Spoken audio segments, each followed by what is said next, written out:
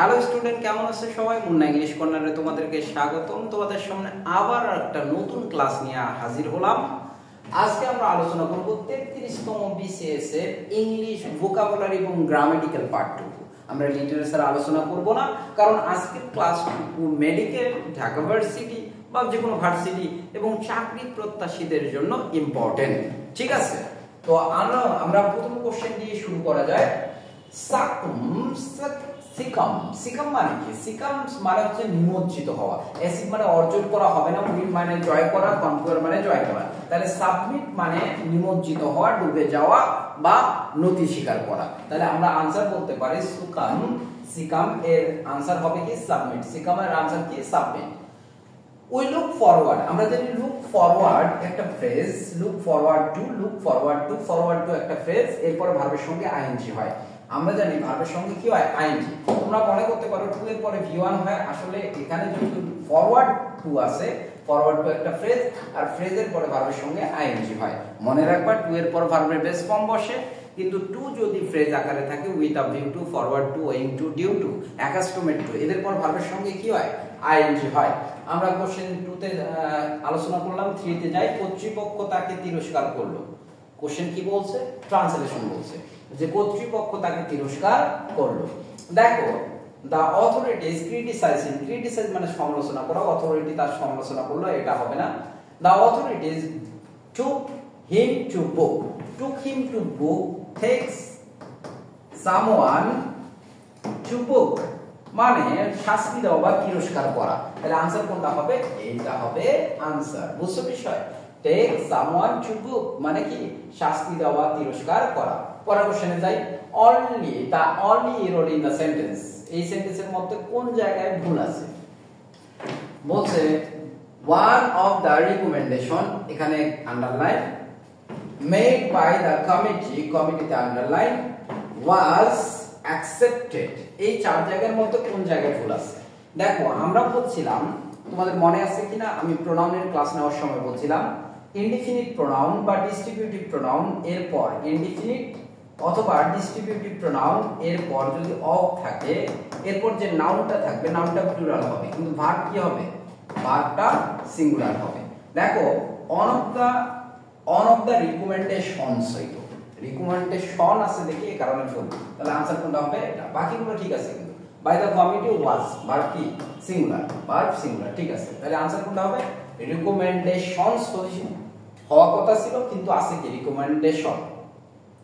5 নম্বর কোশ্চেনে আসি। If a part of a speech or writing breaks the theme it is called, মানে কি বলছে? If a part of speech, একটা বক্তৃতার অংশের মধ্যে যদি, অর রাইটিং লেখালেখির অংশের মধ্যে যদি ব্রেক থিম মানে মেইন ভাবটা ছুটে যায়। মনে করো আমি একটা ভাষণ দিচ্ছি, আমি একটা কথা বলতেছি, ওই কথা গিয়ে বলার ক্ষেত্রে আরো 10টা কথা ভিতরে চলে আসলো, আমার কথার মধ্যে, ভাষণের মধ্যে, স্পিচের মধ্যে চলে আসলো।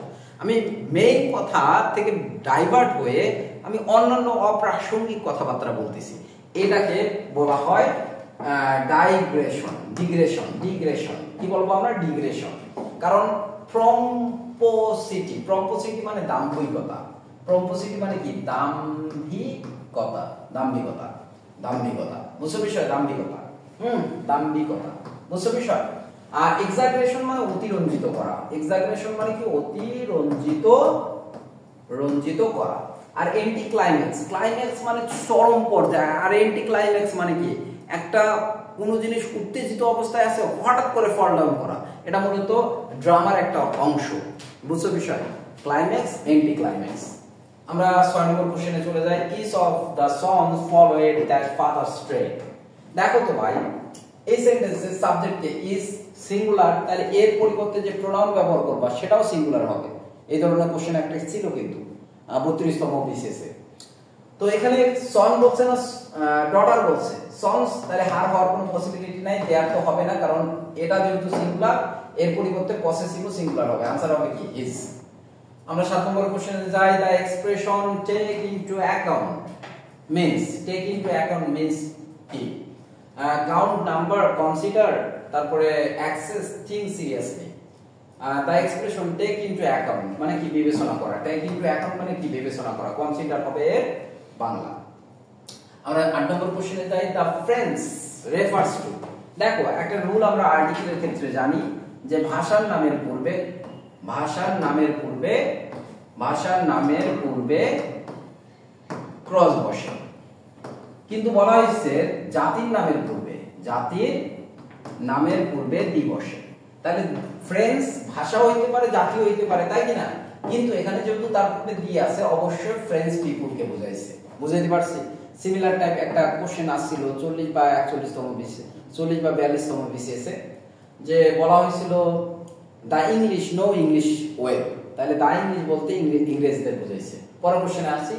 such claim needs to be tested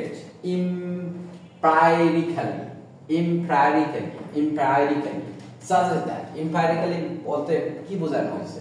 তাহলে এই ধরনের অভিযোগ কি করা উচিত? empirically মানে হচ্ছে অভিজ্ঞতার আলোকে বা পরীক্ষা নিরীক্ষার আলোকে কি করা? জাজ করা। তাহলে অর্থ কি দাঁড়াবে? The test should be based on experience। the test should be based on experience। তাহলে empirically মানে হচ্ছে empirically মানে practically আমরা বলতে পারি। empirical মানে practical, প্রায়োগিক যেটা বোঝায়। empirically মানে কি? প্রায়োগিক ভাবে empirically, বুঝছো? এরপরে কোশ্চেন দেখো। if a person cannot stop taking drugs, যদি কোনো লোক ড্রাগ নেওয়া ছেড়ে দিতে না পারে, he or she is dash। তাহলে attached to them, addicted to them। আমরা জানি যে খারাপ কিছুর প্রতি আসক্ত থাকা অর্থে addicted বলে, যেমন he is addicted to drug। R devoted to মানে কি? ভালো কিছুতে লেগে থাকা, একদম ভালো কিছুতে মনোনিবেশ করা, সাধনা করার ক্ষেত্রে devoted to হয়, যেমন he is devoted to study, বুঝছো বিষয়? আমরা 11 নম্বর কোশ্চেনে যাই। some writers sing dash oblivion in cars of time।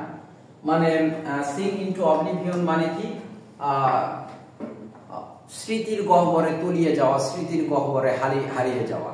মানে কিছু কবি আছে যারা স্মৃতির গহ্বরে হারিয়ে যায়, সময়ের সাথে কি হারিয়ে যায়, ইতিহাসের পাতায় হারিয়ে যায়। sing into oblivion মানে স্মৃতির গহ্বরে হারিয়ে যাওয়া, বিলীন হয়ে যাওয়া। Subject verb agreement refers to, subject verb agreement কার উপর ভিত্তি করে হয়?